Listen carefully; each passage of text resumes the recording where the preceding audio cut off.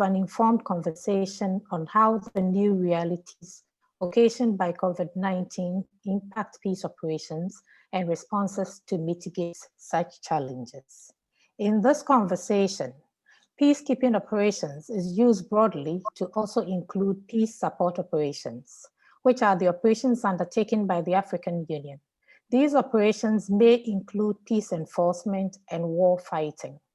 The nature of these operations undoubtedly means that there may be peculiar needs to which attention must also be paid. Without a doubt, the prevention, response, and management of COVID-19 have socioeconomic, political, and legal effects on peacekeeping operations. Even though most peacekeeping missions are working within COVID-19 mandates and resources, they are also having to take on additional responsibilities, supporting host governments and populations in addressing the challenges of COVID-19. New challenges have emerged in relation to the social contract in several countries, including those that are hosts to peacekeeping operations, and peacekeeping missions must help to navigate the conflicts arising thereof. On the other hand, new deployments have been stalled, and in some instances, rotations have been halted. Countries must adjust to these new realities, work with multilateral institutions to help respond to the needs of missions and host populations, whilst at the same time guaranteeing the safety of their deployed personnel. A tough balancing act is therefore required. To help us have this structured conversation, the organizers of the series have assembled an excellent team of experts to provide us with perspectives on some of the issues arising from COVID-19 concerning peacekeeping operations. On the panel with me today is Her Ladyship, Professor Henrietta Mensa-Bonsu, a former Deputy Special Representative of the Secretary General in the United Nations Mission in Liberia, an astute academic who served in several capacities at the University of Ghana, including as Director of the Legon Centre for International Affairs and Diplomacy and Dean of the School of Law. She was also a member of the Secretary General's high-level panel on peace operations. Professor Mensa-Bonsu now serves as a Justice of the Supreme Court of Ghana. Brigadier General Kotia is a former commander of the Western Sector of the United Nations Stabilization Mission in the Democratic Republic of Congo. A former Deputy Commandant of the Kofi Annan International Peacekeeping Training Center, and now with the Border Commission, he is our second panelist, a military officer, an excellent and outstanding military officer, I must add.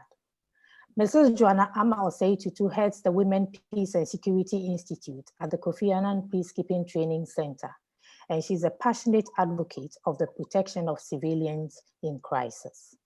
His Excellency Emmanuel Bombande is a peace-building practitioner and mediation expert, currently serving as a senior mediation advisor on the United Nations standby team of mediators. Mr. Bombande served as Ghana's Deputy Minister for Foreign Affairs and was for many years the director of the West African Network for Peacebuilding. Dr. Amanda Kofi is my colleague, and she's a research fellow of the Legon Centre for International Affairs and Diplomacy, which provides training and policy-relevant research to the government of Ghana and Africa's multilateral organizations. My name is Linda Darkwa. I am a senior research fellow of the Legon Centre for International Affairs and Diplomacy, currently on leave and coordinating the Secretariat of the Training for Peace program in Addis Ababa, Ethiopia. I will continue to moderate today's. So welcome to the session. Without much ado, I would like to invite Her Ladyship, Professor Henrietta Mensa-Bonsu, who will speak to us on some of the challenges that we are confronted with. So, Prof, according to the United Nations, there have been 137 confirmed cases of COVID-19 in UN peacekeeping operations. We have recorded 2 COVID-19 related deaths. On the 7th of May, 2020, the Peace and Security Council of the African Union Commission met to discuss the mandate renewal of the African Union's mission in Somalia. In the communique that was issued, it requested all relevant stakeholders to continue working together to expedite the deployment of the Ghana and Djibouti formed police units to Somalia. From a strategic position, what are some of the critical issues that troop and police contributing countries in general, and Ghana in particular, should engage deploying institutions on, with regards to their troops, the staff officers, the police contingents, and individual police officers that may be deployed? Thank you very much, Linda, and good afternoon or good morning, as the case may be, to my co-panelists.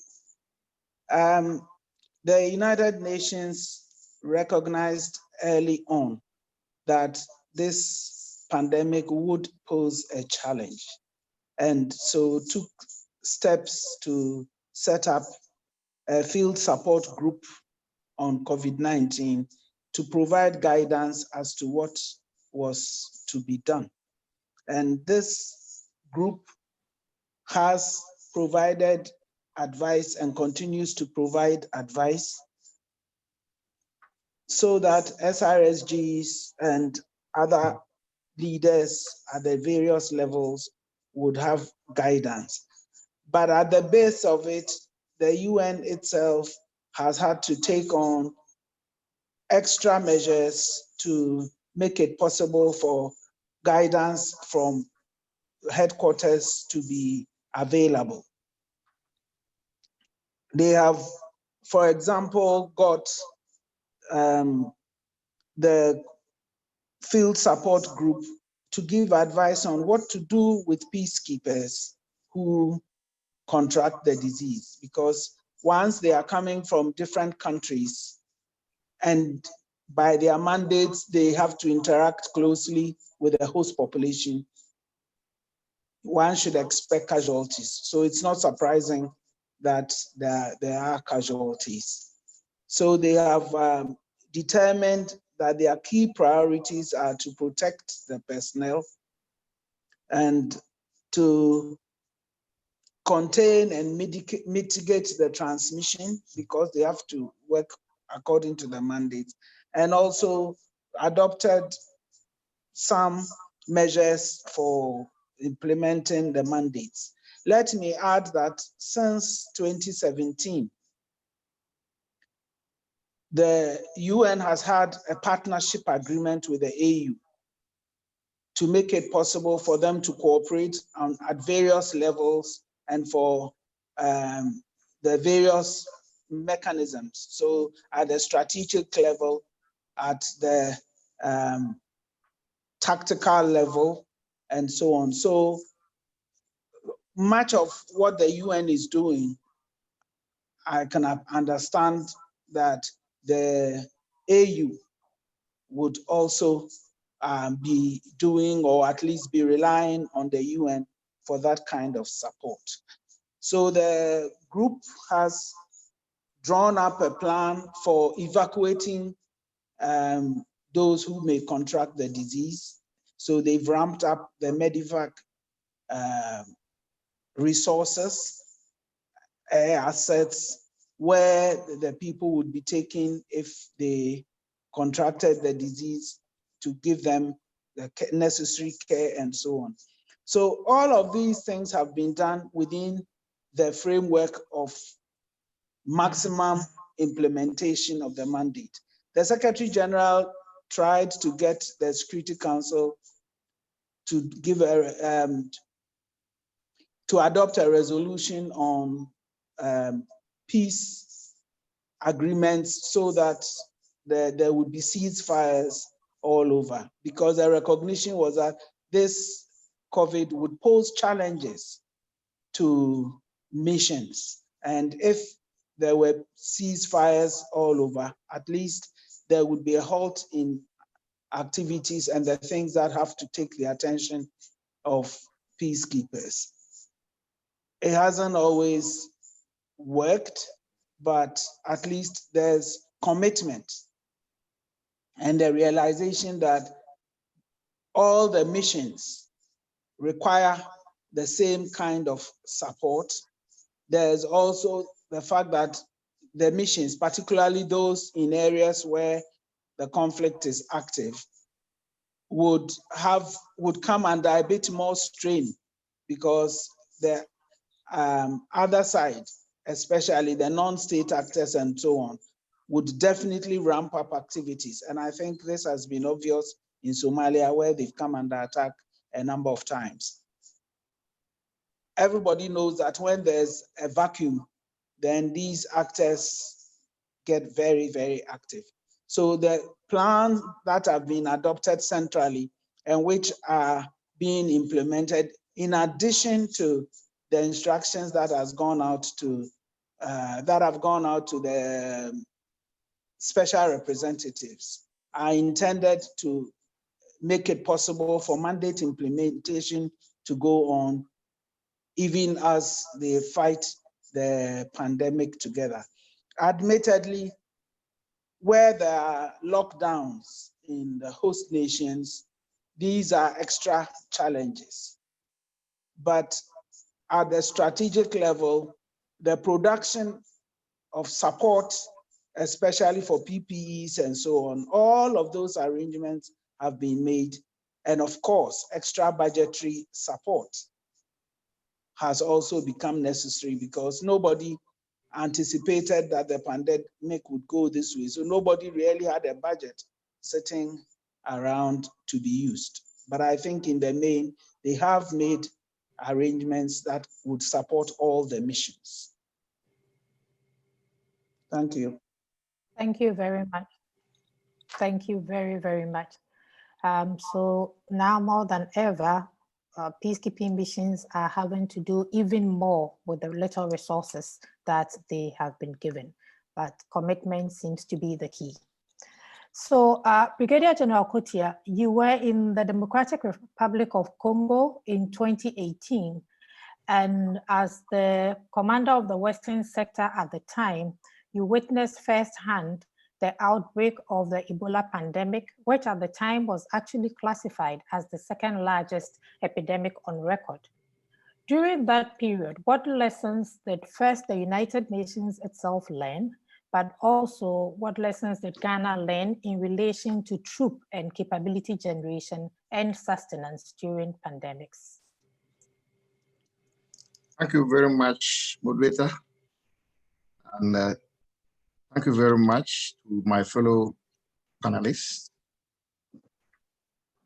This question can be put in context by giving a very brief background on the UN peace operations in the DRC. And let's remember that the DRC hosted the first armed peacekeeping operations by the UN in the 1960s. That was called the UN operations in the Congo. Now, Ghana has been one of the key contributors to peacekeeping in the DRC since 1960, initially with a brigade and later drawn down to police support from the Ghana Police Service since then. Now, currently, the peacekeeping is known as MONUSCO, transiting from what we call MONUC, which was the UN mission in the Congo. And this was established in, the resolution was passed in 1999, but troops started arriving on the ground from 2001. And Ghana contingent served with MONUSCO since 2001. The general true numbers in MONUSCO now is over 8,000 peacekeepers, made up of civilians, police, and the military. The budget runs around 1 billion. And Ebola outbreak in the DRC from August 2018 is the country's 10th outbreak of the virus. And this time, the epicenters were in the Ituri and North Kivu provinces. Now, the security situation outlining this Ebola situation. Now, the security situation remains a key obstacle in containing the deadly virus of Ebola. And I want to add that this might be the situation with the situation of COVID as well. Now, health workers always faced attacks or kidnapping from armed elements, especially from the Allied Democratic Force in the east of Congo. Now, the civil war impeded access to affected vulnerable communities and the population, especially. Now, how did the peacekeepers, the UN force response to this? Through logistic support, they provided critical transport needs, airlifting capability, vehicles to the World Health Organization, UN agencies, and the Congolese health workers in that regard. Help to locate buildings that can be used as Ebola response centers, IT support, water, food, and Ebola response for workers in that regard. Now, as regards to security, the UN force provided a secure environment for the health workers to operate. They redeployed UN and military and police to Ebola areas because of the fighting that was raging, especially in the east, and also providing a support force to support the health workers in various aspects of their work. They also provided armed escorts to health teams, danger areas, and treatment centers that were affected. Now, this particular aspect affected the troop numbers because we were there originally on a mandate, but then this was an additional tax that we performed, especially during the period of the Ebola. Now, generation of a QRF by the force was very important as part of the overall Morocco support to the government and the humanitarian agency in view of the conflict that was still raging in the eastern part of the Congo. On the fourth generation, MONUSCO maintained a rotation plan during the Ebola era. However, in view of the limited area of the virus, there were some delays in the rotations as compared to the COVID, in which rotations have been clearly suspended. The UN has virtually viewed this as a global pandemic, and for that matter, the COVID rotations, not only in the DRC, but all missions have been suspended. Now, the sustenance and posture of the peacekeepers was very important. It was also very important, especially during the Ebola era, and this gives us lessons to what happened during the COVID operations. The maintenance of equipment, food, and water supplies to troops were ongoing despite this conflict and were efficiently done by all the resources that have been marshaled. And I believe that that is what is still happening with me. Supply of PPEs to frontline troops, providing frontline support was an aspect that was effective. And I think that this is something that is also being done with the COVID operation in the various missions so far as the attack is concerned. There are strict directives for patrols, escorts, and other operational tasks with preventive measures like social distances, using of PPEs, washing of hands, and what have you. And this went on. And I think that this has actually prepared the forces, the DRC in particular, in relation to COVID, because this is just a continuation of what was happening so far as the Ebola situation was done. There was also provision of locals from camps, peacekeepers, because of infection with the virus. There are some few key lessons that we can pick up from it. The ability to work together across interagencies and disciplines to tackle complex emergencies, especially something like COVID, is very key. And this talks about the capability and troop numbers so far as the forces are concerned. The quick reaction force, as part of the overall Ebola response, was also very instructive. Now, this is very important because it included troops, appropriate equipment for the peacekeeping, and the capability and sustenance of the forces.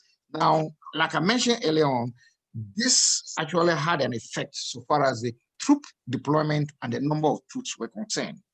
The use of MONUSCO contingents and their health teams to support the local effort was also very instructive in this regard. But they were always on standby. They provided education to troops and civilians, and provided 1 and 2 medical support in this regard. Thank you very much. Thank you very, very much. That's very interesting. Interagency collaboration. This is something that's been talked about for so long, but it becomes even more important in the cases of complex emergencies arising during peacekeeping operations. We will now move on to Mrs. Joana Osei-Tutu. We know that the world is gendered, and so are pandemics. So what are the gendered impacts of COVID-19 on peacekeeping? What lessons have been identified in past pandemics, such as the Ebola virus outbreak? And how can we mitigate the gendered effects of pandemics in existing peacekeeping missions? You've got the floor. Well, thank you very much, Madam Moderator, and thank you very much, my panelists as well. I think the first thing I want to speak about is when we talk about gendered impacts, is the fact that many people would hear the word gendered and think of only of women, which has been the word that most of the time gendered is attributed to. But when we talk about the gendered impact of COVID, we're talking about how COVID has affected not just women, but men, boys, and girls. So we're looking at all the four spheres of humanity, how gender or how COVID has affected men, women, boys, and girls in the world. And we are now looking at it in terms of peacekeeping or the peacekeeping arena.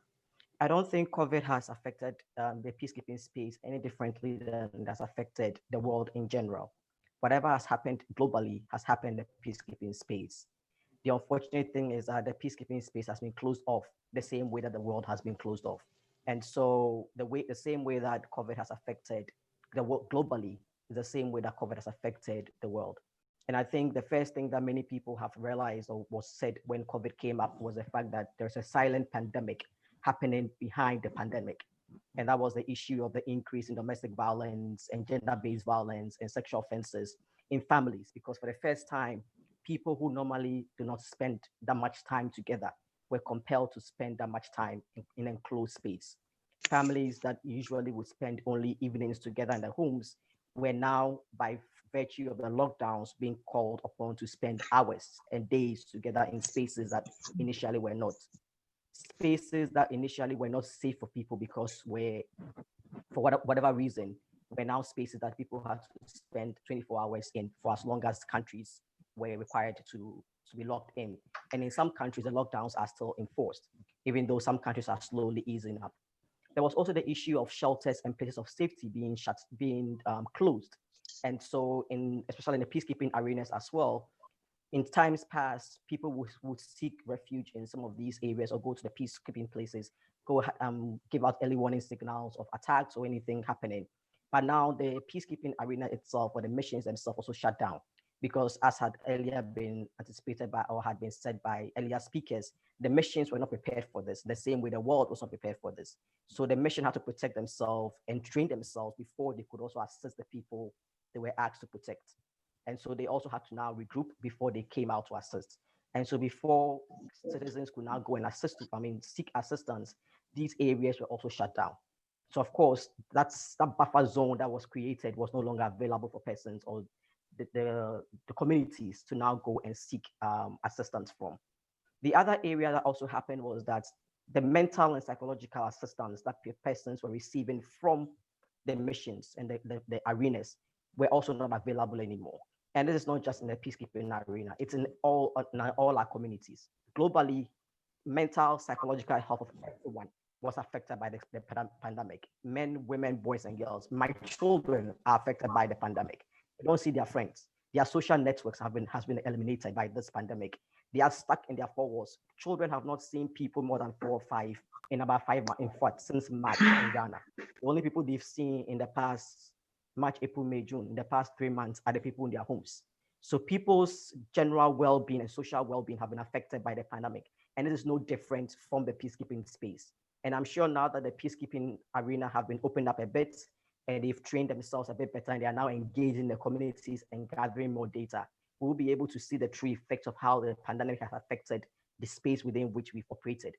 So when we look at the gender impact of COVID in peacekeeping, I don't think it differs any way drastically from how it has been impacted globally. Definitely there will be an increase, as it has been globally, on gender-based violence and domestic violence. There has been an increase in the shutdowns of safe zones and buffer zones for persons to operate. There has been an increase in mental and psychological health and access to these places to be able to seek redress for these kind of atrocities that is happening. Now, what are the lessons that have been learned in past pandemics, such as Ebola virus, in these, to be able to address them? I think General Kotia mentioned some of these already when he spoke about what happened in MONUSCO and how the troops or the UN was able to address them and as such been able to respond to some of them. I think the other area that has also, we've learned a bit from the Ebola virus over the years and other pandemics that has happened, especially on our continent, is the fact that the fear of the unknown is great.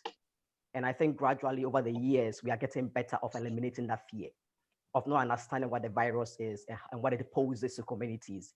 And I think we have to applaud our countries for continually engaging communities and explaining the viruses to us and explain the pandemic to us. And we have to applaud ourselves for also translating into languages that people understand and not only using the official language that we all know, which is English, but doing our best to try and speak it out to people in all the local languages that people can understand.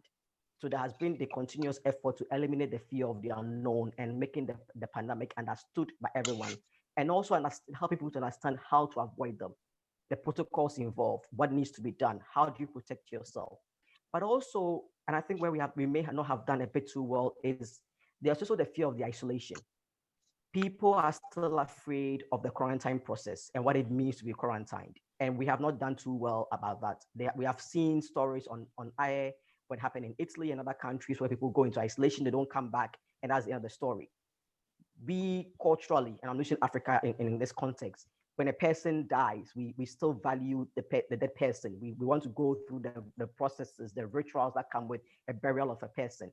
But here is a case we hear stories of somebody passing on, and we're not allowed to go through the funeral process and the washing of that whole process, the fear of isolation, the fear of going to quarantine and not coming back, the fear of stigmatization of going to quarantine, coming back and not being welcomed back into society.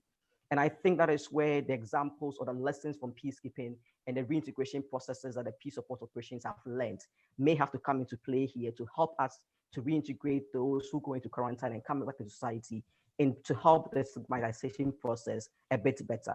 The burden, what we've also learned from the Ebola process, and we need to do a bit better, is the fact that women will be are greatly affected by pandemics, in the sense that they are the caregivers. They are also the majority of the frontline workers, the health giver. If you go to our health services, a lot of our nurses are women, and a lot of our frontline workers are female. A lot of them come back home. There's a burden of not being able to be the mothers at home because they are still nurses and they are afraid of coming home to contaminate their children and contaminate their household. And so a lot of family members are living apart from their children and their household because they don't want to come and contaminate the house. And that lessons, we have not yet been able to balance the two and be able to provide that kind of emotional support for our health cares. Some countries and some institutions are doing a bit better at that in providing that kind of services. But I think one thing that we've also done and learned well is to provide the safety nets for populations and being able to provide some kind of relief packages for communities and persons that are affected greatly, whether it's in form of incentives, whether it's in form of relief packages, whether it's in form of food, whether it's in the form of, what do you call it? Electricity coverage, whatever it is, by providing some kind of relief packages for communities and persons whose income and livelihood will be greatly affected by this, has been one of the lessons that have been learned from previous pandemics. And I think the other thing that we have learned is also provision of hotlines, helplines for people to call in and having people actually respond when they call in. So it's not just a matter of giving the numbers out, but when somebody dials these numbers, somebody actually picks up and somebody actually responds and actually speaks a language that the person can understand and gives them accurate information, up-to-date information. Now there are apps, there are WhatsApp platforms that people can go, send information, receive accurate information, up-to-date information. I think all these services have helped people to get the information. Always going back to the first point I raised, eliminating the fear. So people have access and information. I think that's one of the greatest lessons we've learned from previous pandemics. Having access to information and being able to know and be informed and make decisions for ourselves. Now, your last question was, how do we mitigate the gendered effect of pandemics in existing peacekeeping missions? Again, I would globalize this and say, and borrow or echo the words of the UN Secretary General, and say that we need to make the prevention and redress of gendered impact of COVID as part of all response mechanisms. It should not be an afterthought. It should not be after we have done all the response mechanisms where we say, hey, what about the gendered impact? No, once we start and we sit down and start drawing plans, the gendered impact should be part of the response plans. It should not be an afterthought. We need to increase investment into online, to phones, to CSO services, to begin to address the effects from the beginning and not address everything. And then we realize that we left a gap and then begin to address them. We need to continue to provide security and judicial service to persons to seek redress for abuse, for any form of issues that would arise during the COVID issue. When COVID happened, we drew all attention to try to address. Our security services were put on the forefront to support the frontline workers to help to address COVID. And at times, there was a perception of the fact that they stopped addressing the other part of their work and became COVID frontliners, whilst not neglecting, but whilst on their blind side, other things were being neglected. There is a need for countries and peacekeeping operations to declare shelters and safe places as essential services. They need to stay open.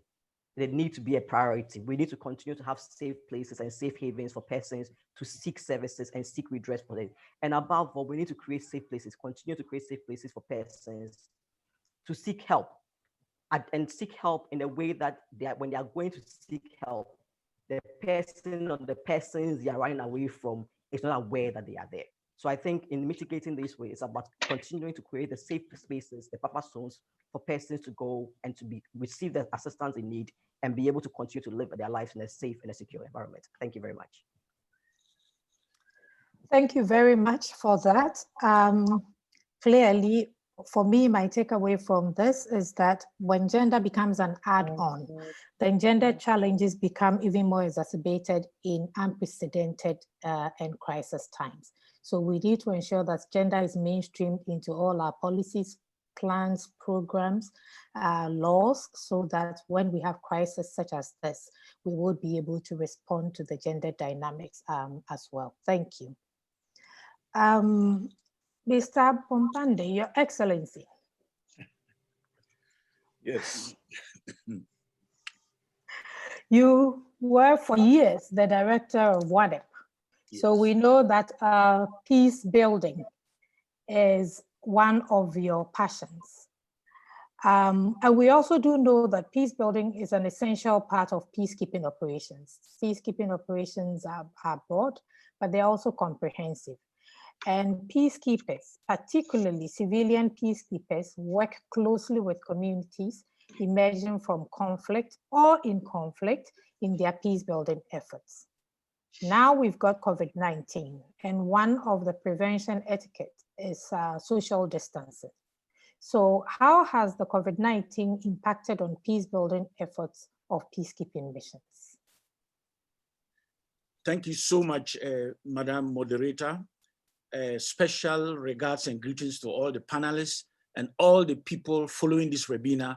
But permit me, Madam Moderator, to congratulate with a very heartwarming appreciation of her leadership, Justice Professor Henrietta Mensa-Bonsu. She always makes all of us in Ghana proud, and I'm so happy to associate with her in her new elevation and the work that is before her. Let me try to address my mind to the question you asked, but first of all, speaking forcefully to one issue.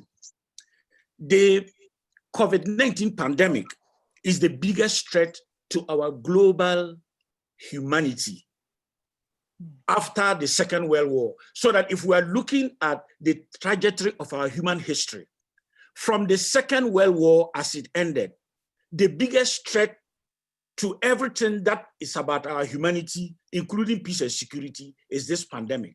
The reason I start this way is to suggest that the thinking that went around the creation and the setting up of the United Nations should be the same type of thinking in how we are responding to this COVID-19.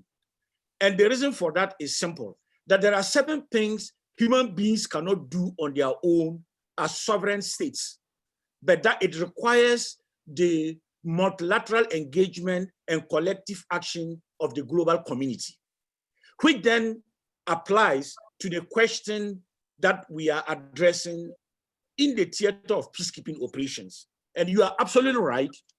Peacekeeping operations today are integral in their strategy to peace building. And that has been recently confirmed by the Special Committee on Peacekeeping Operations, whose report has been debated in February and March in the General Assembly. And the other Anecdote is that it is the realization of this interconnection, this integrality of peace building in peacekeeping that led the current Secretary General to restructure the United Nations architecture. And that is why there is a merger of now the Department of Peacebuilding and Political Affairs with the Department of Peacekeeping Operations, so that the two are in tandem, and we do not see peacekeeping to be refusing to engage on the root causes of violence, but that the peacebuilding component will be doing that whilst the peacekeeping is looking at the question of stability. But having said this, keep in mind that by the 10th of March, when the WHO declared COVID-19 as a global pandemic, the Secretary General of the UN followed on the 23rd of March with a global appeal for a ceasefire in all areas where there is active armed violence. The Security Council has been wrangling since then to have a Security Council resolution that will support this global appeal. The fact that we don't have a Security Council resolution on COVID-19 tells us a lot. It reveals the weaknesses of our global security architecture. It talks about our refusal and incapacity to think in the same manner that the global leadership taught in 1945 when the World War was ending. And that has a lot of telling in how peace building is affected by the impact of COVID-19 in the field of active operations. In this regard, I could now speak specifically to some of the issues. That first of all, a Security Council resolution would have given a strong signal to blue helmets and to their civilian counterparts in peacebuilding and peacekeeping on what they must continue to do. But without that strong signal, the missions are left to continue to respond, as all the panelists have talked about, including the gender dimension, in ways that they are trying as much as possible to do. But the challenge is simple. The fact that there is an active theater of peacekeeping operation also talks about the vulnerability of that country. So that when you take the Central African Republic, you are not, in the pre-COVID-19, the country could boast of just about 3 ventilators. So there is a reliance completely on the peacekeeping mission to support the country from all the things that we've been doing in Ghana, whether it is PPEs, whether it is face masks, sanitizers, you name it, including health professionals. So in that vulnerability, it adds to the complexity of peacekeeping. And for that matter, peace building would then come in to be weakened further. And what we have seen so far is that even the countries that responded to the global appeal for ceasefires reneged. So countries like Colombia and the Philippines, they responded to the ceasefire, they reneged. Close to our own, in Cameroon, one armed group unilaterally accepted the appeal. The 2 others said it is conditional to how the government is responding. And so you see that that global appeal has not been able to create the necessary environment for the response to COVID-19, and for that matter, peace building is a casualty. You need the humanitarian space to respond to the COVID-19. But when people are in active combat, civilians, and particularly the most vulnerable, women and children in displaced camps, are left unprotected. And yet, in every peacekeeping operation, a cross-cutting mandate is the protection of civilians. So what happened in the 3rd week of May in Ndele, in the north of the Central African Republic, was that there was an implosion of violence in that part of the country. The peacekeepers, the blue helmets, were present, but they were helpless because the civilians that to protect are the ones who were also looting UN peacekeeping resources and properties like computers and vandalizing UN offices. We saw a similar incident in Ituri in the eastern part of the DRC. So what you then see happening is, because the peace building component has been weakened, and what I mean by that specifically is that when you are talking about peace building, you are talking about the continuous engagement of mediation and dialogue efforts to hold people accountable, to respect the implementation of peace agreements, to carry themselves within the respect of the mandate of the peacekeeping mission. But you cannot do this online. You need to engage people directly and be able to appreciate and hold them accountable to their own commitments. But that is not happening. In fact, there was an incident in which the UN mission in Bangui was trying to reach one of the leaders of the armed groups. And somebody suggested that could it be online? And this leader said, I'm in the jungle. I'm not having access to UN facilities of internet. So if you want, you come to me, but I'm not going to talk online. And so the question then was, should the UN fly and meet this armed group? But the fear was, because of COVID-19, there are additional risks to UN personnel. And that is particularly the case because, as we speak, in some of the missions, senior staff, both civilian and military, have had to be evacuated because they were tested positive. Which then goes to talk about what then happens if the UN is perceived to be infected through its personnel with the virus. The population that is supposed to be protected will see themselves to be more vulnerable by UN personnel who came to protect them. And so it puts the UN completely in a very difficult and impossible situation. And that has been the case from one mission to the other. And to that extent, therefore, that comprehensive strategy that is needed to address comprehensively all the elements, including the exit strategy, so that the country then is stable and then peacekeeping missions can hand over, because a political transition would then continue so that peace can be sustained, has also become very vulnerable. And I think these are the challenges that continue to dawn on us.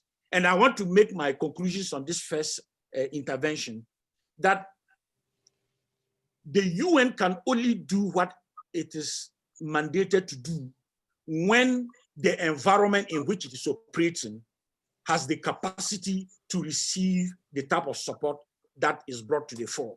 And that when COVID-19 already endangers the social, economic conditions of these countries that are fragile, it complicates now UN missions in the COVID-19 period. Not to mention the fear and the anxiety that this has brought about. And not to also forget about the personal safety and the well-being of UN personnel. And whilst we are looking at it from this way, the context of collective action from regions to the continental level and to the international level that has been mentioned, then also comes strongly to the fore. And the fact that diplomatic engagement has now been weakened now makes it very difficult to look closely at how you sustain peace. And I think later on, the implication of this will be what is then happening at the subnational level and how do we begin to respond? I think I can leave it here and wait for the next round. Wow. Thank you very much. Thank you. I mean, COVID-19 is raising a number of challenges, although I also see in all of these challenges opportunities. But mediation and dialogue is one of the areas that we really need to reflect on critically, because as you rightly pointed out, how do you mediate and how do you facilitate dialogue processes with people online who do not have access? Thank you. Dr. Amanda Kofi, good afternoon once again to you. Good afternoon. You coming from academia offer us the opportunity to look at how the community of practice and the academic community can come together in the identification and documentation of critical lessons during this challenging period, especially for peacekeeping operations. But then we also realize that there are many challenges. Policy relevant research requires field visits and interaction. And yet part of the COVID prevention measures includes travel restrictions and interactions. Are there any implications of these on the academic community in terms of research? And if so, what are the measures that have been put in place to ensure that knowledge production and management in the area of peacekeeping continues during this period? So thank you very much, Dr. Darkwa, and good afternoon to my co-panelists. As you rightly noted, knowledge production has had some adverse effect from COVID-19. And it's not only related to peacekeeping or peace and security activities, but in general, researchers and scholars have had to go back to the drawing table, and in some instances have had to postpone ongoing research activities. However, we are in an era where we need more information, where there is a lot of information going on, and decisions will have to be made based on informed knowledge and also scientific research that has to be conducted. But the restrictions coming from COVID-19 has that. So researchers have had to attempt to navigate some of these constraints, and particularly in the area of peacekeeping, where the field is considered most vulnerable now. That is, societies that have peacekeepers are generally considered not secure to begin with. And so for a lot of peace researchers, going into a society that is vulnerable is something that most probably we have some experience from. In terms of mobility, I would say that personally, I was just about to leave for the Gambia, where you know that the AU and ECOWAS have a mission there trying to resolve the crisis. And fortunately, upon discussions with colleagues in the field and notifying me of what was going on, I made a decision not to go. Otherwise, I probably would have been stranded there due to the restrictions that has been imposed on border in Ghana and also in the Gambia and around the world. So mobility for researchers is a need and a necessity if you really want to get to the thrust of it. And for peacekeeping or peace scholars, one of the methods that has really influenced our research is this idea of embedding ourselves in the societies that we conduct research in. So ethnographic study is very, very important and very relevant.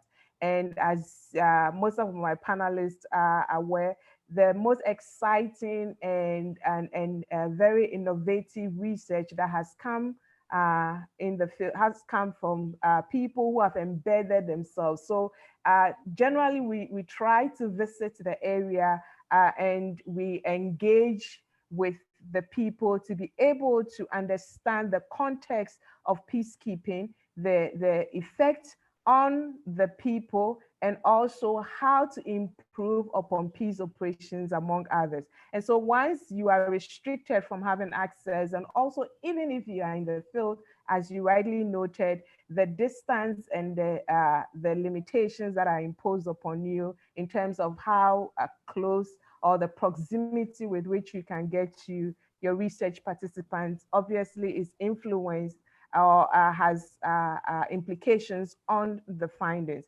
And so this has become a major constraint. How do you navigate this and ensure that you are able to get your participants play a role and share their experience with you, and to avoid the situation where researchers just tend to parachute?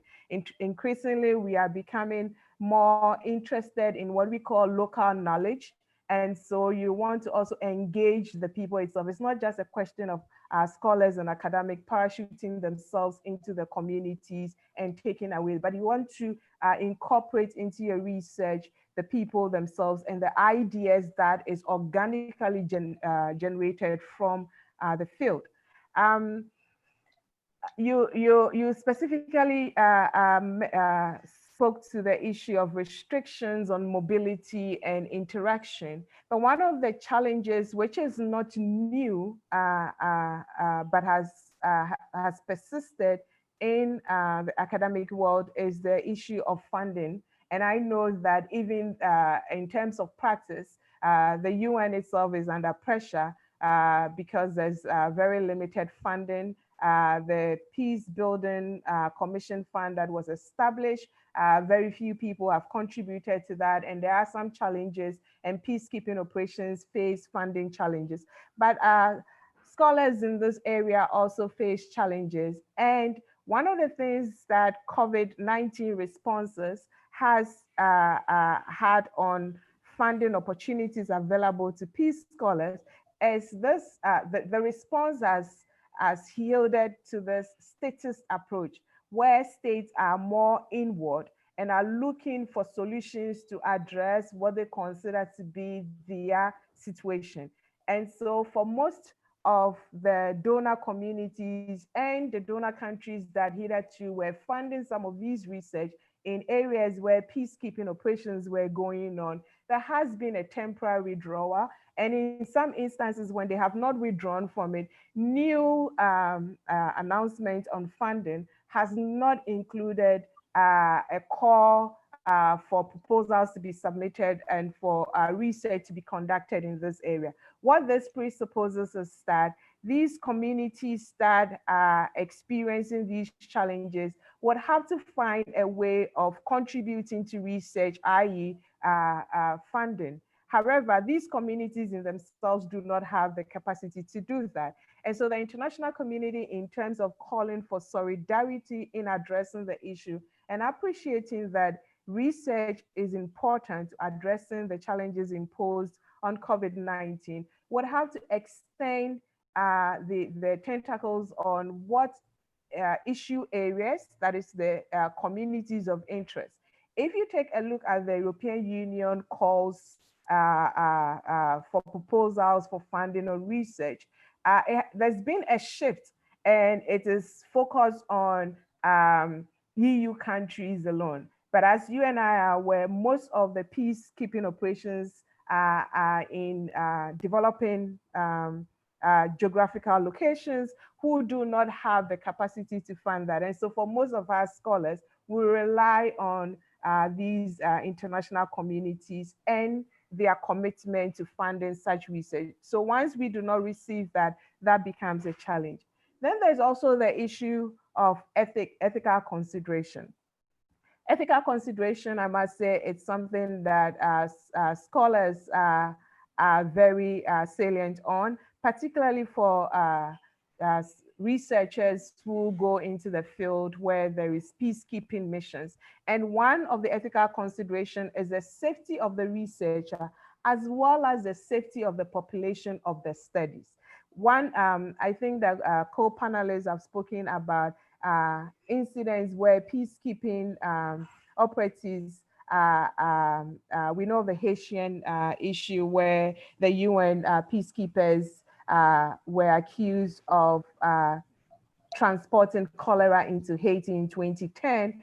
And when my co-panelists spoke about that, the UN is mindful of such history. And so it's doing everything to ensure that UN peacekeeping operatives are not seen in a similar light. And so are withdrawing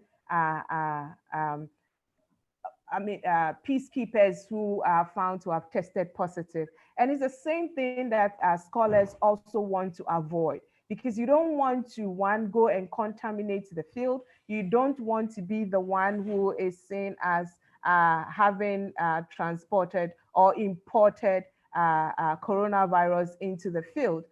So one of the issues that we think about is the ethical issue. And this has resulted in some decisions by even institutions. And my institution, University of Ghana, for example, has halted all travel-related research activities by scholars because one, you want to protect your researcher, and two, you want to protect the population that your researcher intends to travel into. So these are issues that scholars and researchers in the area of peacekeeping are contending with. However, innovation is one of the things that scholars do very well. And so in this time, most of us have had to return to the drawing table, take another look at your methodology. How do you ensure that you continue to gather knowledge, you continue to gather data, and continue to share with the relevant institutions to inform the decisions that are being made? And so some of the things that is really driving us at this time is to collaborate, partner with other colleagues, and particularly partner with other scholars in the communities that we conduct research in. And so these are some of the things that we are looking at in terms of the funding challenge. How do you do that? But I must say that it's quite a challenge, and it's quite difficult for me as a researcher who has for a very long time be engaged in ethnographic research to be sitting at the desk and doing that. But we are also relying on archival research, which the UN has a very interesting data collection. And we hope that this would help us in our drive to push our sub-regional organizations such as ECOWAS to improve upon their data collection. And also, we are also relying on our personal and institutional connections with peacekeeping missions around, and how peacekeepers in the field could become our collaborators in the research that we conduct. And so there are a number of innovative ways. And other things that we are doing to also overcome some of this constraint is to try and establish some form of database where individual peace research scholars can share previous data that they've already used, and others can tap into it. And this will become very meaningful even for our students who are trying to understand the field of peacekeeping and other peace missions abroad. But in summary, these are some of the challenges, and we are trying to also find some opportunities around to overcoming them, because knowledge sharing and information in this moment is very critical, and it is something that we cannot let go. And I must say that since the virus has been captured more in the health instance, it seems that there's a lot of research money going on in the natural sciences, and social science is seemingly not receiving that much attention. However, things are happening in the community, as my colleague Joana discussed, issues about gender and the effect that the COVID-19 responses and COVID-19 itself is having on gender requires a more collaborative research between the social sciences and the natural sciences. And so these are some of the areas, and collaboration between the supposedly global North researchers and the global South researchers. So I think going forward, partnership and collaboration is the way that scholars are trying to navigate the challenges of COVID-19. Wow. Thank you very, very much. I mean, clearly, without a doubt, COVID-19 has impacted on all of us in very, very significant ways. So we may not necessarily be ill, but there are major challenges and impacts to our way of life and our careers as well. Thank you very much. My takeaway from the 5 presentations is that collaboration now more than ever is the key. No matter what it is that we are doing, we need to work with other people to ensure that we are able to continue somewhat even in these unpredictable times. Because yes, some countries are easing lockdowns, but we are still essentially living on tenterhooks because we do not know what will come next until there is really a solution. Thank you very much, Dr. Kofi. It's already 2 o'clock. I cannot believe this. So I am proposing that we bring in our audience. We have a number of hands up. So I think that we should bring a few of our participants in to ask their questions. And if we still have a bit of time, we will go on with the second part of this. I hope this is agreeable to all of you. So our first participant who will take the floor is Mrs. Ifwalamte. Mrs. Lamte, you've got the floor.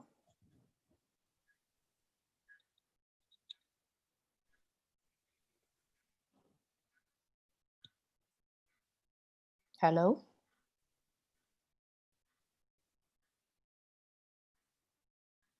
Okay, I think we lost her. Okay, we'll try to get Mrs. Lamte back on. I see that we've got Prof. KJ on as well, who would like to speak. So whilst we try to get Mrs. Lamte on.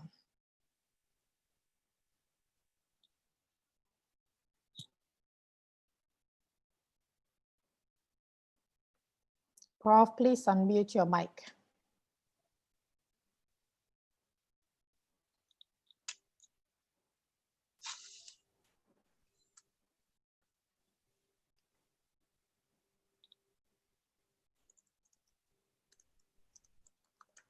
Good afternoon. Good afternoon to you. Okay, good afternoon, my good panelist, the moderator, Madam Moderator. Good afternoon. Good afternoon, the entire panelist. May I please take just 1 minute and say a special good afternoon to my very, very good friend, my General, General Kotia. Good afternoon to you, sir. It's always a pleasure to see you and to see everybody on the panel. My question or the contribution I'd like to mention is to let us take stock from this pandemic as to the state of peacekeeping in the continent. One of the things I, from a very distance, have noticed is that despite the challenges we have in our various countries in Africa with this lockdown, which has to do with economics, we haven't seen an uprising by our communities and masses to the point of anarchy. We have managed to, despite the scarcity of resources because of the lockdown, the inability of business people to trade and do their daily chores, we have managed within ourselves to control ourselves. So I don't know what that tells us about how peaceful we are as human, as a society, as a community. And maybe this is a lesson to be learned, that even when we think we can't, we within our communities socially can adhere to our sensibilities. One other point another observation I just wanted to point out is that for me to be able to be discussing this with you all the way from Atlanta, Georgia, tells you that they have in the Western world absolutely nothing over us in Africa. We can, right now in Atlanta, any meeting I go to is on Zoom. And right now I'm on a Zoom platform with you, which tells us that we have the same level of capacity if we choose to adhere to it and utilize it. The only concern I have is when we look in our scientific and medical areas and spheres, we need to, in the continent, see what we can do to address the capacities in those areas also. I just don't want to take up any more time than to just say I'm just very, very in awe and very happy to be part of seeing that whatever is happening here is happening also in the continent. And we need to take stock of that and say, how do we address the other frontiers? It's just like our banking systems in the continent. are equivalent to anywhere in the world. What is happening with our scientific, manufacturing, and medical fields? If we can bring those up to the same level, we would never have any peace problems in Africa. Peace, I think, problems are because of scarcity and people, trying to secure resources that are in very limited supply. Thank you very much. An observation. Thanks a lot. Thank you. Major Bukhari.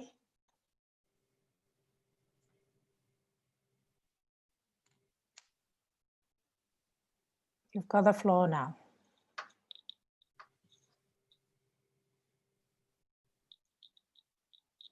Sorry, we cannot hear you. If you can hear us.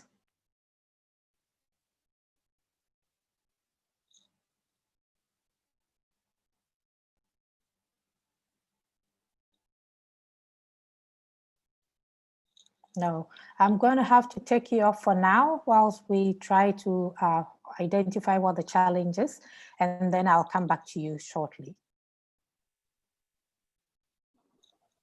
Wow, technology, we still need to perfect the art of it, don't we? Maybe the academics can help us with that. So I have, in the meantime, some questions that have come in. So I will try to read that out and have us try to address that whilst we sort out the hitches. Professor Mensa-Bonsu, you've got a question. So the first question is coming to you. And this question, the questioner says, my question has to do with the potential for COVID to open a new layer of conflict, threat, and risk, especially in African missions. We are beginning to see a trend of blame placed on international UN workers for being carriers of COVID to some operational theaters like South Sudan, Central African Republic, and the Democratic Republic of Congo. This clearly could set the UN and its staff as potential targets to the already volatile situation in some missions like Mali, where UN workers are constantly targeted. What kind of measures could the UN put in place, particularly from the diplomatic or strategic level, to mitigate such a potential risk? And how will this shape the concept of operations of peacekeeping forces? Thank you. Thank you very much. The field support group did anticipate that there would be such issues. And so the missions were encouraged to adopt educative programs and other social interaction and engagement so that the communities would be aware of what needed doing, would understand the virus and the protocols and so on. The civil affairs departments have been tasked to do this. The missions that have the dedicated radio stations are also engaged in public education. The CEMIC activities aimed at interacting with local communities and passing on relevant information is also ongoing, because for some reason this virus has attracted the tag of being something transmitted by foreigners. So in some of the missions, some of the missions have come under attack, and host populations who are generally suspicious anyway of the peacekeepers have taken this on board and are threatening the security of peacekeepers. Some of these things are unavoidable. Some can be fought by education to people who keep an open mind. If they won't keep an open mind, there isn't a whole lot you can do. So between the civil affairs people and CEMIC activities with radio stations thrown in for good measure, some protection should occur. Now, these things also have implications for protection of civilian mandates, because if civilians don't think the UN will protect them, and in fact think that the troops are a danger to them, then that has direct implications for protection of civilians. So education and information are the two modes that I think would be helpful. The group also suggested that the environmental management should come in, to the fore because of what happened in Haiti. So with UNEP advice, the missions are also ramping up on lowering their footprint, their environmental footprint, and teaching the local people, particularly their local contractors, how to manage waste and so on, so that they do not exacerbate the situation. But some of it would be unavoidable, and it would depend upon the peacekeepers to comport themselves properly within the rules, so that whatever suspicions there are would not develop into active hostilities against them. But there's one point that I think I should make here. Yes, everybody knows that rotations have been disturbed because of lockdown measures, and people can't go on leave who would like to go on leave. So there's an aspect of the tired peacekeeper. How do you manage the tired peacekeeper to keep on performing the duties until a reliever can come and take over? Then there are the psychological problems that come from lockdown, that come from being away from home, that come from your having determined when this whole thing would be over, and then finding that it's going on and on and on, and there are lockdowns all over, so you can't go in, you can't go out, and so on. Those difficulties, I think, are more serious challenge to the performance of the peacekeepers on the ground. But as for the hostilities that would come from suspicions of being vectors of transmission and so on, I believe good public education can fight those. Thank you very much. Thank you, Prof. We have Captain Jamal Tonzoa, who would like to ask a question. We'll just have to check if he is online now, ready with his question. Captain. Right, thank you. Thank you very much. My question has to do with, I'll start from where Professor Mensa-Bonsu ended about the challenges with respect to, peacekeepers who are on ground and who are humans. And it reminds me of my late commander at the Ghana Military Academy, Brigadier Gilbert Salifu, who said something that military personnel or troops are not superhumans. And so the lesson that COVID within this context has taught us is that human beings have their limitations and their vulnerabilities. Now, within that context, I'm thinking about reforms. So if human beings have limitations, can we think about possibly tapping into the power of artificial intelligence for the tactical level of peacekeeping operations? Because I look into it and I think that, and I would allude to what Brigadier Kotia said earlier on, that the budget for Congo alone is about $1 billion. Now the estimated budget for 2019-2020 for peacekeeping is about $6.5 billion.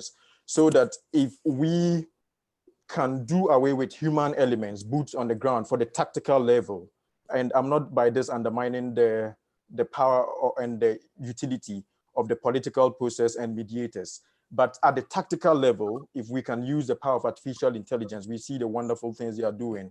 Is it possible for us to have a cost-effective way of going about peacekeeping operations? Is it also possible for us to, think about reforms with this kind of COVID experience? Thank you. Thank you very much. Mr. Prof, may I come back to you Yes. with the question by the captain? Yes.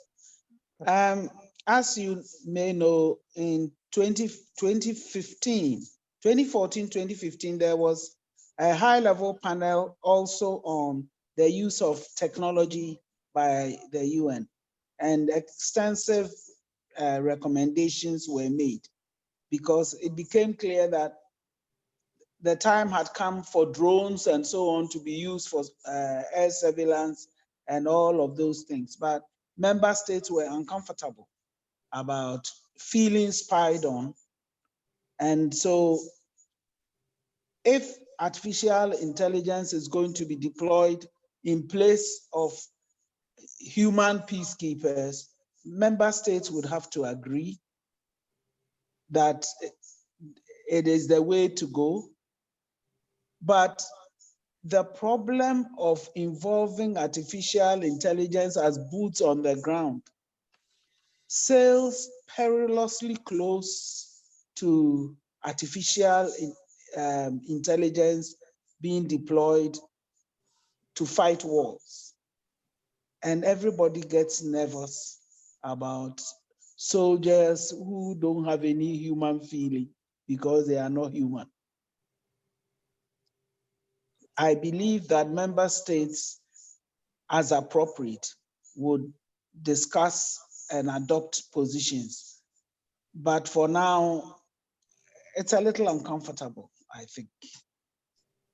In any case, that is limited to boots on the ground.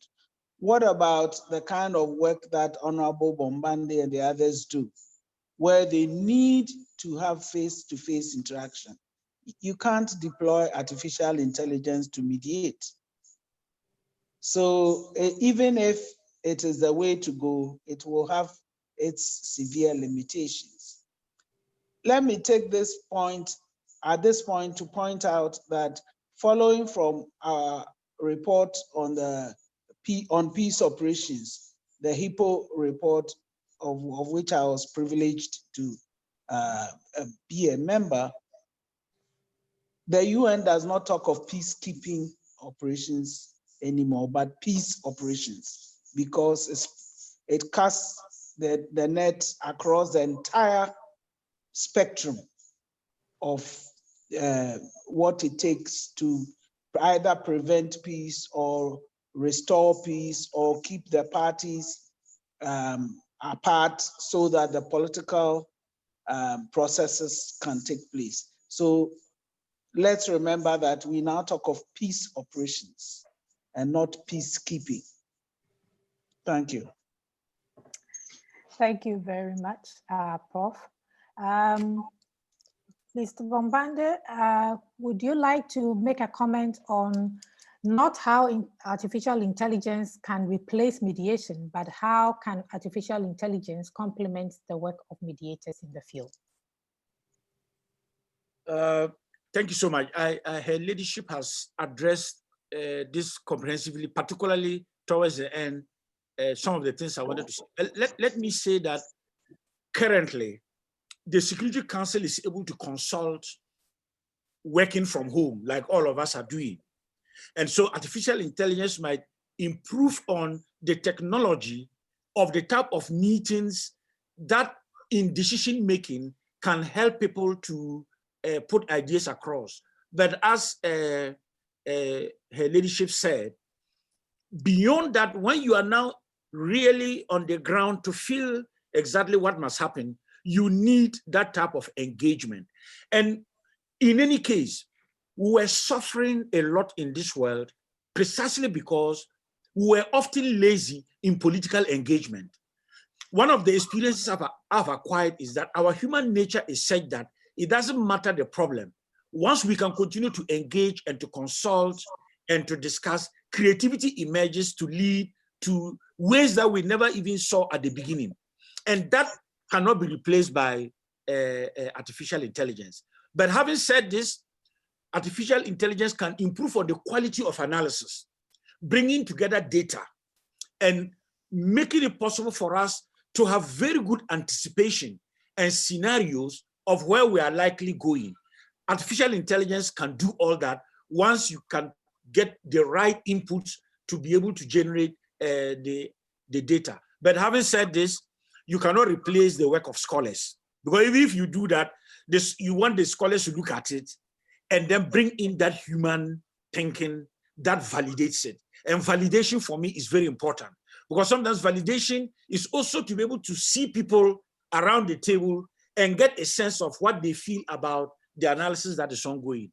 And so it's probably too early in the day to see AI in its full role. It can be useful, but I totally agree with her leadership in her perspective on this one. Thank you so very much. I see that Mrs. Osei-Tutu has her hand up. Yes, so thank you, Madam Moderator. I wanted to pick up on something that the question that was posed and also the response that her leadership raised. And it goes back to a comment I made earlier in my submission about the gendered impact of COVID. And the question that was asked about looking at reforms from the lessons from COVID. And I think it's been something that has been silently being requested of TCCs, or sorry, to contributing countries or police contributing countries to look at the mental health of personnel that are being sent out into missions. And as the leadership said, the tired peacekeeper. And how do we ensure that when things like this happened, there are people on the ground to address the tired peacekeeper? And I know most countries always send across an imam or a spiritual person with them, as well as a medical personnel who is always part of the troop, or a legal person to be there. And they always tell you that there's a spiritual person there for them to speak to. But most often than not, we are missing a trained psychologist or a psychiatrist in the troop to support these personnel when they get tired, and they need to be given some sort of counseling or some sort of professional assistance to deal with the tiredness and the gravity of the work that they come across. So I think one of the things that lessons we can learn going forward is to look at the composition of the troops, and to see if there's a need to now look at having some sort of professional assistance as part of the makeup of the troops, to ensure that when things like this happen, because as it stands now, no one knows when the rotations will happen, and no one knows when they are coming home. And we don't know the kind of assistance that's been offered to them there to ensure that their minds and their mental health is secured at all times. I'm sure the UN is trying its best, but I think it's better, it's good that from the beginning of their training, from academy, from training schools, we begin to start mentally preparing them and having the kind of psychological assistance and needs that they do. So I think one of the lessons learned is to begin to look at the reforms that we can prepare our personnel that goes into the mission, whether in uniform or civilian, to begin to be mentally prepared and have the kind of psychological assistance they need throughout the process, so that when such things happen, there is a process or a mechanism in place to address them and prepare them for these kind of things. That's what I wanted to add. Thank you. Thank you very much. I see Brigadier General Kotia has his hand up. So, sir, you've got the floor. I just wanted to add on the question of reforms. In view of the COVID, there will be adaptations so far as the way UN undertakes peacekeeping operations in the future. In the past, we had Ebola affecting only DRC, but looking at COVID, definitely there will be. Now, the issue I want to bring up is that UN peace operations will no more be the same like it used to be, definitely. Apart from the financial challenge, but COVID has also taught us a new way of going about things. This that forced peacekeeping missions to reassess which of the activities are essential in carrying out so far as their mandate is concerned. Now, if you look at this period of COVID, the UN has prioritized protection of civilians, force protection, support to host institutions, and outreach so far as COVID activities are concerned. And these are the areas that they are prioritized so far as COVID will be. Now, looking at this, an assessment will be made eventually to see how peacekeeping operations can be strategized moving ahead. Now, I normally use the example of DRC as a case study. Now, whilst I was in DRC, there was this proposal that there should be a drawdown. Now, the decision that was arrived at was that the DRC should end up having 5 to 6 rapid deployment brigades to cover the whole country, and then all troops are withdrawn. Then these are battalions that are going to be very well equipped. The capabilities will include air lifting capabilities, and they are deployed in areas where there are airports so that they can easily intervene in any area where there are operations. Now, looking at this strategy and this what was happening in DRC, I believe that various environments will dictate how or what strategy to be adopted so far as definitely they will be reformed. There is, and from the last questioner, there is some element of artificial intelligence that is being used in the MINUSMA as of now. Trial thing that has been adopted with the consent of the two contributing countries in MINUSMA. To some extent, it has working. But I think that I advocate for both artificial and human intelligence operations. Thank you very much. Thank you, sir. Dr. Amanda Kofi.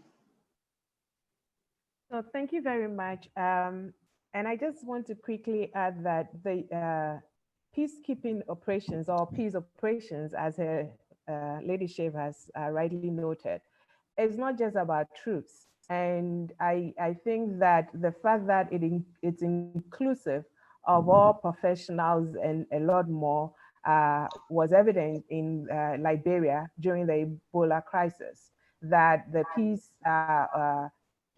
peacekeeping missions had to turn into an institution that helped the Liberian state address it, either from communicating to the community, helping in the health sector, helping in education and other areas. And so I think that just looking at peacekeeping as troops is what limits our understanding on the kind of interaction that peace operations engaging in the community. And so we are quick to suggest solutions such as artificial intelligence, but there is more to peace operations that needs people from different professional backgrounds to be in the field and to engage with the community to achieve the objectives. And for each mission, there are objectives that are clearly set out based on the context or the needs of that mission. And so going forward, I think the UN has, the UN through its 72 years of peacekeeping has demonstrated its capacity to reform, to address challenges that it encounters in the field. And so with data backing it and with research from other individuals and other institutions, and also from partner institutions such as the African Union, ECOWAS, and among others that are on the ground working. I think that some of these reforms and these ideas that we are sharing will make its way into peace operation missions.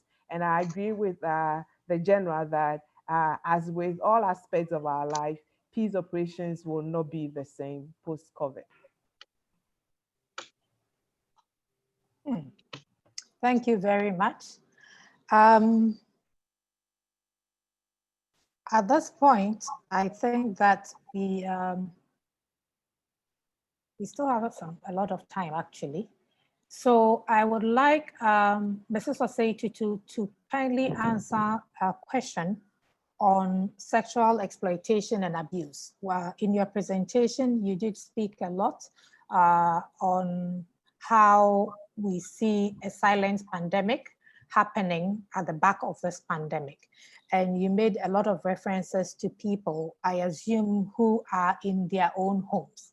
But how is this impacting, or have COVID-19 impacted on sexual exploitation and abuse in any form? Well, thank you very much, Dr. Darkwa. As has already been mentioned, when the pandemic hit, before the pandemic hit, the UN and all missions had extensive advocacy against sexual exploitation and abuse. And where, for those who are joining us and don't know what sexual exploitation and abuse, it's or C, as we call it, it's where we ask all our UN personnel or persons who serve in a mission not in any form or way exploits the local citizens by virtue of where they find themselves. And so it's a policy by the UN or all personnel who serve in a mission not to exploit the local population sexually or abusively by virtue of power or the authority that they have over them.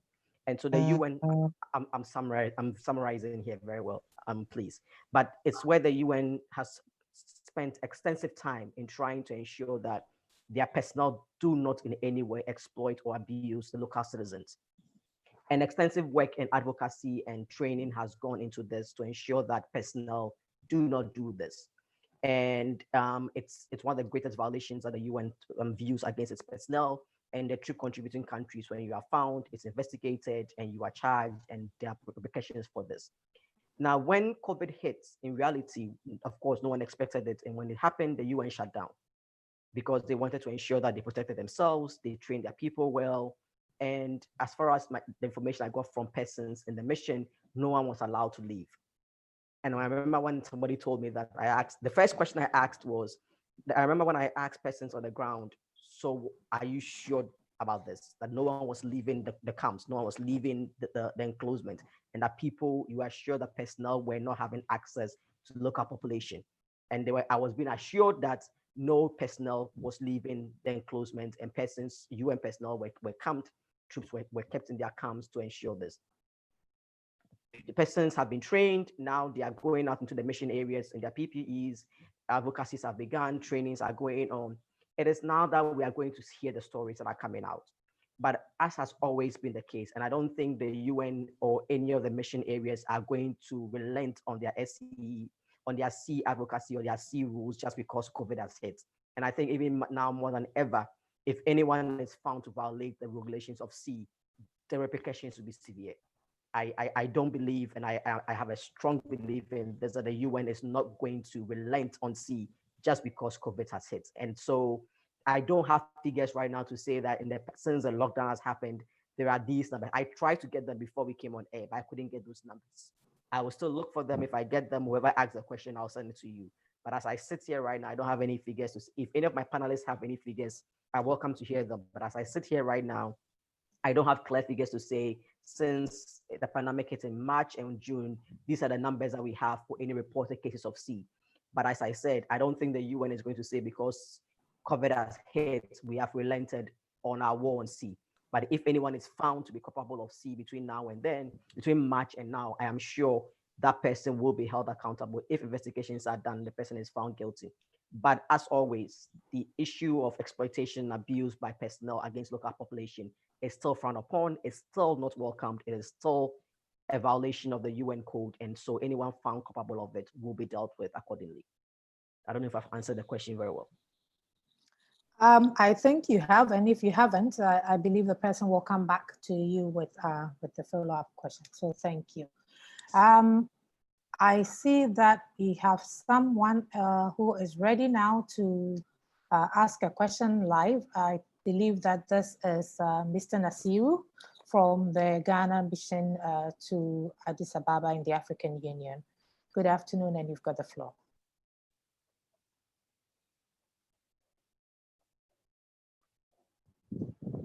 Hello. Good afternoon, Doc, and good afternoon to our panelists.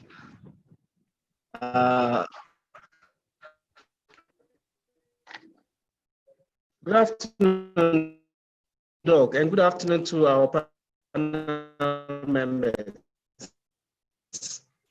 Good afternoon. Hello. Mr. Nasiru, I am afraid I'm going to have to ask our support team to please help us to get you back on because your line is very bad.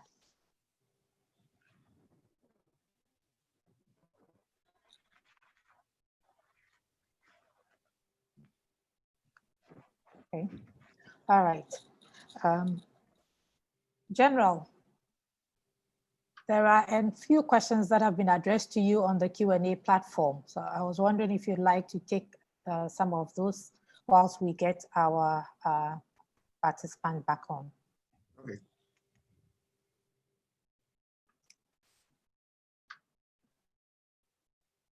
One of the questions that I'm looking at now is what support is the Ghana Armed Forces offering to troops who are in lockdown currently in some of the missions?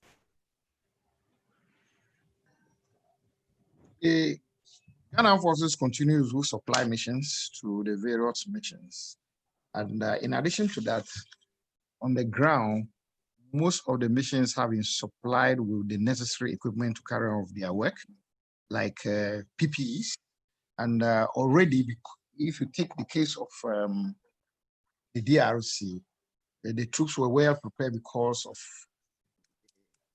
Ebola outbreak over the years.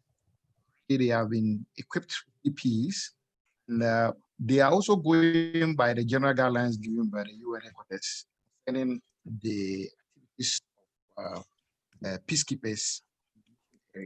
So all the protocols are being observed, and all communications from the Department of Peacekeeping Operations to troop contributing countries have been communicated well, clearly to the various countries. So far as sustenance is concerned, I've mentioned it much earlier that the Ghana Army continues to go ahead with resupply activities so far as contingents are concerned. I'm aware that recently resupply missions were conducted to South Sudan, other countries. So everything is going according to plan, and there is no cause for alarm. And Professor Mensa-Bonsu made a case that troops have overstayed.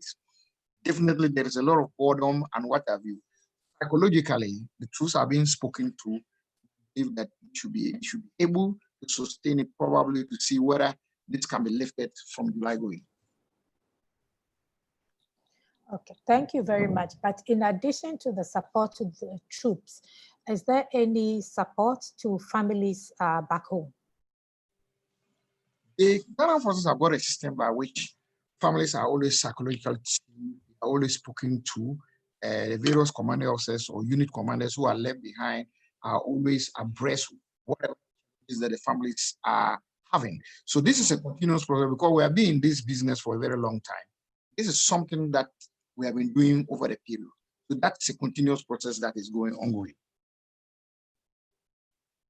Okay, thank you very much. I see Mr. Bombande wants to speak. Honorable, you've got the floor.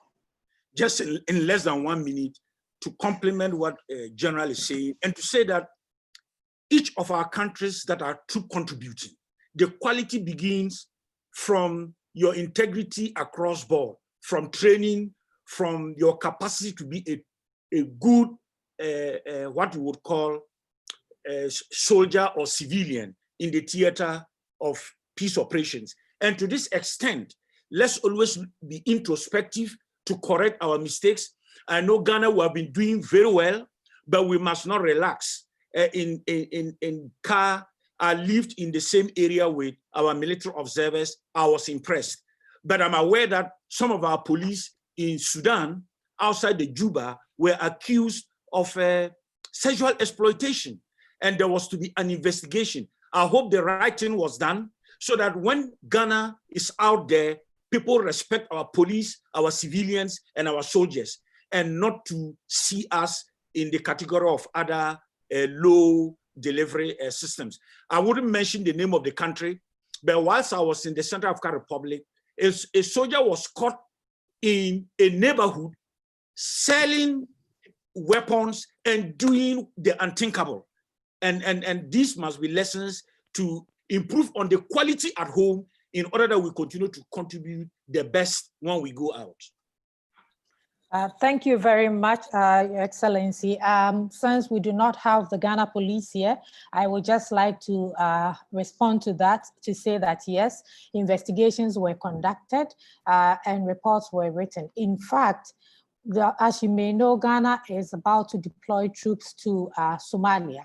And one of the requirements that the UN had was for the AU to ensure that the people, the police officers who had been repatriated back from Sudan and those who were guilty, if any, were not being sent to Somalia. So Ghana had to actually send a whole dossier explaining the process that it went through, those found culpable, the punishments that had been meted out before the AU agreed to have the troops deployed to Somalia. So the investigations have been concluded and punishment has been meted out. We now have Major Bukari online, so I will give him the floor now.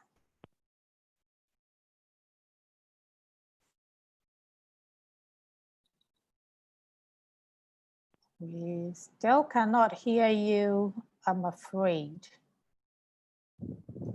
Major, if you can hear me, would you mind sending us your question on the Q&A platform, and we will try to respond to it because we cannot hear you.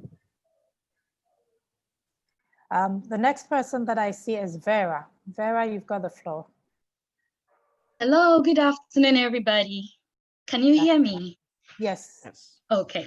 I actually have 3 questions. The first one is to Her Ladyship. I wanted to know how far the UN has come in relation to killer robots.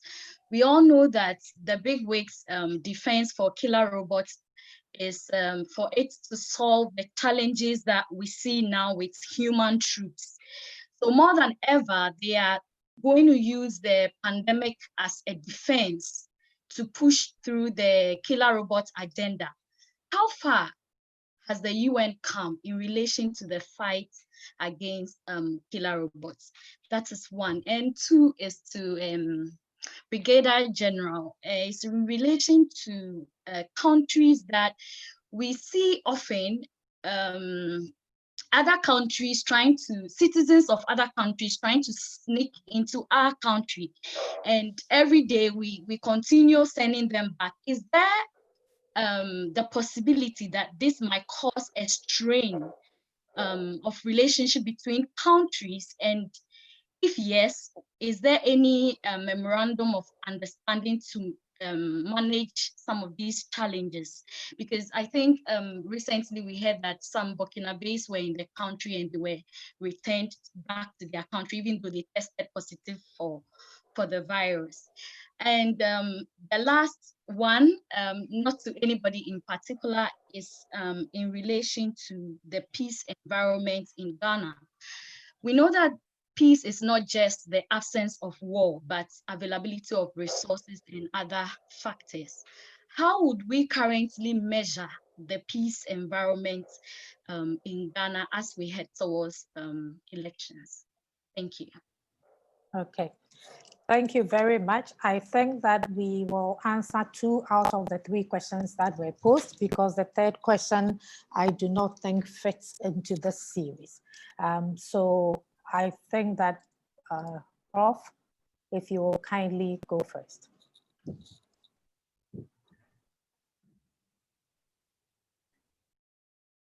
Prof, please unmute your mic.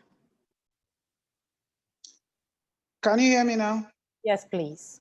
I said, while I don't have any specific information on how far things have gone with killer robots, I know that the way the UN operates, it's unlikely to move on anything as big as substituting human troops for artificial troops without the participation of member states.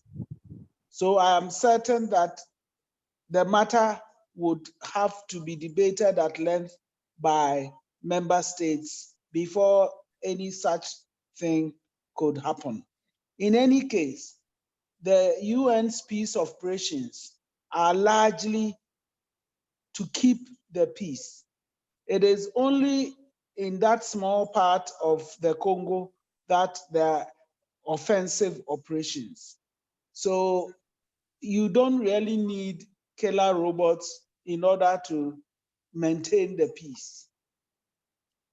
But I am certain there will be no movement on anything as major without the participation of member states. And I haven't heard that member states have taken any such decision. Thank you very much, Prof. General? Thank you very much, moderator. Yes, on the question of the strained relationship, if we are sending people who we suspect to have COVID or who have strayed into Ghana, let's understand that this is in the field of diplomacy and international relations. And basically, there are bilateral and multilateral discussions between Ghana and other countries since COVID started. And a basic understanding among the countries that really people who cross illegally into our country should be sent back. And I think that we monitored both meetings that they had on virtual between the African Union head of states and then the ECOWAS head of states in this regard. In addition, Ghana has got bilateral collaboration and coordination between its neighbors across the various countries that are our neighbors. The last point I want to make is that there's something that we call a new innovation so far as the collaboration of intelligence and security agencies in Africa is concerned among some countries who share borders with Ghana and then Mali and Niger. That is called the Accra Initiative. That has got a fundamental underpinning where on daily basis, our intelligence and security chiefs are in close contact with each other. So there will not be any repatriations without discussions or understanding on both sides. Thank you very much. Thank you. And Dr. Amanda Kofi, who also worked on the issue of migration, would like to actually make a contribution to this. Thank you very much, Dr. Darkwa. And thanks, Vera, for that question. I must say that on the particular issue of the Burkinabes, if she will recall, there were some Guineans and Burkinabes initially when Ghana closed its borders that came in, and when Ghana started the negotiations with their home countries, they were not able to repatriate them. However, they were subsequently treated. And so repatriation can only happen when the home country agrees to it, as we saw in the case of the Ghanaians who were repatriated from Kuwait. But COVID-19, in terms of the responses, and as General indicated, most of the states took their unilateral decision to close their borders before engaging the sub-regional body, which is ECOWAS. And for ECOWAS, that was quite concerning because of the relationship and because of the achievements that has been made in terms of the free movement of persons and goods across the sub-region. However, they all came to an agreement that that was a need, and they all committed to it and have subsequently been abiding by it. But these are issues that have come up. How do you address those who are in the border communities, who see themselves as keys and kings of others across the borders? And I think our security agencies, particularly the immigration services, is doing a good job at trying to ensure that it doesn't bring about any tensions along the borders. However, the laws of the countries are respected by the migrants who come in at a time when such a restriction is in place. And so it's one of the issues that we have to deal with. And although we are talking about peace operations, I think there are some vulnerable groups that maybe at some point we would have to discuss in terms of how COVID-19 responses by the UN is impacting on how peace operation missions relate to such vulnerable groups, i.e. internally displaced persons, refugees, asylum seekers, among others, who will need some form of protection. But if we are going to go strictly by the WHO protocol on secluding these people, then we will need to have more collaboration between local agencies or humanitarian agencies that are working with such vulnerable groups, including migrants. And as we saw in the case of India, for example, the migrant population, what happened to them when we imposed restrictions on them. And so this is a broader topic that maybe we'll have to look at, but at the level of diplomacy, I think Ghana has initiated the various processes in terms of how you address individuals who cross into the border at this time of restriction. And the initial response was quite challenging, but since then we have done a very good job in terms of responding to the home countries, and the migrants themselves totally appreciate the need for such restrictions on their movements. Thank you very much. Thank you. And it's important to realize that we may not always hear it, but just as we have people trying to enter into Ghana illegally, some Ghanaians are also trying to enter into other countries illegally. So it's not just a one-way street, because that thinking is what tends to fuel xenophobia as well. Thank you very much. We only have 6 minutes to go. So I'm going to ask our panelists to give us one policy relevant takeaway each. May I please start with you, Mrs. Osei-Tutu? Wow. I think I'll go back to my initial statement that I made when you asked me to look at ways and means in which to mitigate the gendered impact of COVID. And that is to look at in making responses and preventive measures to respond to the mechanisms. And that is, I'll go back to it again, that's in addressing the response mechanisms that we put in place to address COVID moving forward. That any plans and processes that we put in place, we ensure that we gender mainstream. Let me use the right word. We integrate gender, not mainstream. We integrate gender perspectives into all response mechanisms, not mainstream. We integrate gender responses into all policy documents and policy procedures that we put in place to ensure that it doesn't become an afterthought. And that's when, when we finish, and as I think Honorable Bombande said something, this is a new norm for us. And since World War II, this is a new fight that the world has to fight. So when we plan for the next generation, we should ensure that gender is integrated into all our policies and procedures moving forward. Thank you very much. Thank you. Dr. Amanda Kofi. So thank you very much. I will have 2 points to make. One on the basis of maybe trying to address underlying causes that leads to issues of insecurity and then having to deploy peace operations in the first place. And I think as researchers and as policymakers, one of the things that we need to pay attention to is the research on early warning signs and how to address them and try to mediate them to prevent the situation of it escalating so that we don't have to deploy a huge peace operation missions in this country. So research on addressing the causes of these insecurities, we need to pay attention to it. And secondly, for researchers and scholars in this area, my takeaway is that what the current situation has indicated is that there is a need for more collaboration with local researchers. And that collaboration should not be seen as a researcher and assistant relationship, but it should be one of equals, that even the people that we call research participants are also people with knowledge on the ground, and that in times like this, we would need them and we will need to collaborate. Whether you are in the global south or you are the one controlling the purse, it has to be a collaborative relationship between the various agencies.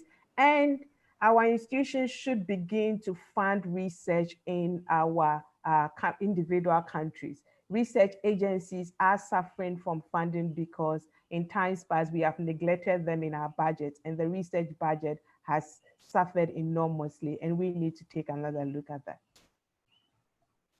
Thank you. Thank you very much. General? Thank you, moderator. I have 2 takeaways. My first one is that there's the need for a sequenced approach and flexible framework to allow for better response to anticipated challenges in the future. And this requires a strategic framework, probably drawing down from the global to the continental, regional level, and then to nation states in that regard.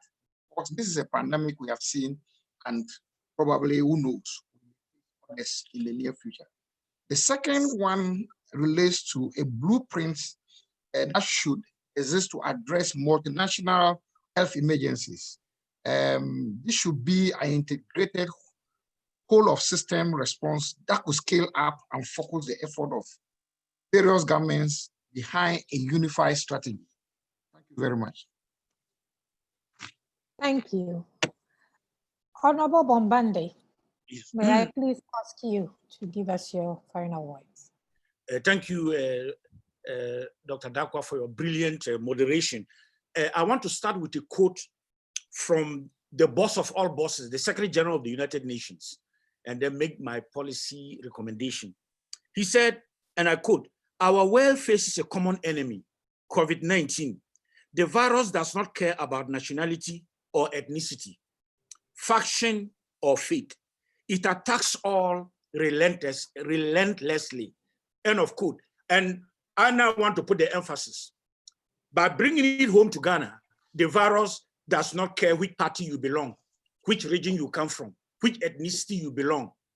And that is why, in the context of the United Nations, right across the hierarchy, including the head of the UN Office for West Africa, His Excellency Mohammed Ibn Chambers, the appeal is for all countries organizing elections, find the consensus, dialogue, agree on the rules, and then go forward and organize your election. Precisely because we don't know what relapse is waiting for us, and we don't know how a divided nation can confront that emerging new threat. For that reason, my recommendation is simple. When we go to her ladyship and her colleagues, let's go on the very, very important matters for them to interpret.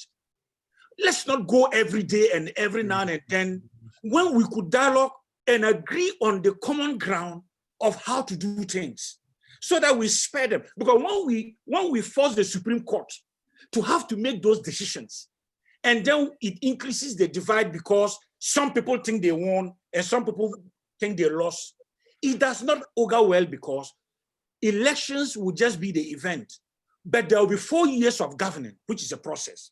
So that for me would be one, that in the face of our voter registration, let's find the consensus and we can do it. Then finally, let's see our National Peace Council resourced and strengthened. Yesterday, a friend called me.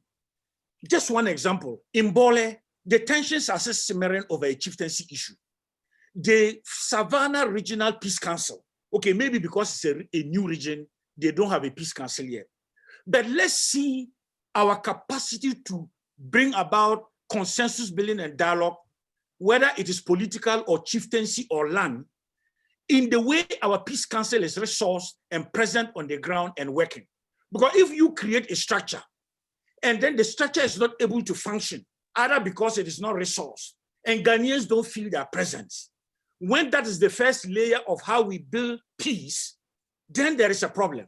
So it is time going forward, post-COVID-19, to increase our capacities of resolving conflicts, building peace, sustaining peace in ways that increases our unity, sense of purpose, reminding us that never should Ghanaians think that because they belong to party A or party B, they are better in that party. But our strength is that we are all collectively Ghanaians, and parties are only vehicles to choose leaders. This will be my comment. Thank you. Thank you very much. And this comment is applicable particularly to countries in conflict or emerging from conflict, where tensions are already very high. Her Ladyship.